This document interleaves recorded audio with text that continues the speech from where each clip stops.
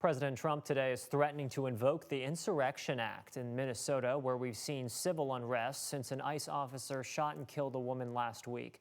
The president and U.S. Department of Justice are placing blame on local leaders, saying they're encouraging violence. As ABC's Olivia Rubin reports, the mayor of Minneapolis says he's calling for peace. Tensions boiling over in Minnesota. Protesters clashing with law enforcement at the scene of another shooting involving a federal officer.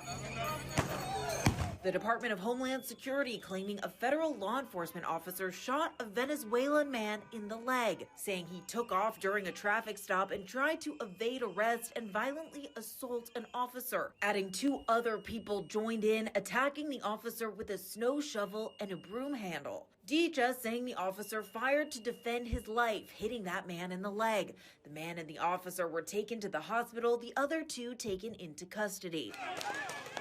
The protests and clashes happening daily for the last week after an ICE officer shot and killed Renee Good, a U.S. citizen. This is not creating safety. Mayor Jacob Fry slamming the immigration operation, saying it's putting a strain on local police and is not sustainable. He says he's calling for peace. For anyone that is taking the bait tonight, stop.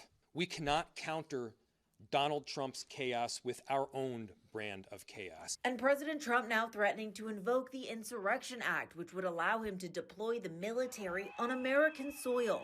So, as he says, to quickly put an end to the travesty taking place. The Insurrection Act gives the president extraordinarily broad discretion, and courts generally defer to the president with respect to just how much discretion that is. So it is potentially a dramatic expansion and militarization of domestic law enforcement.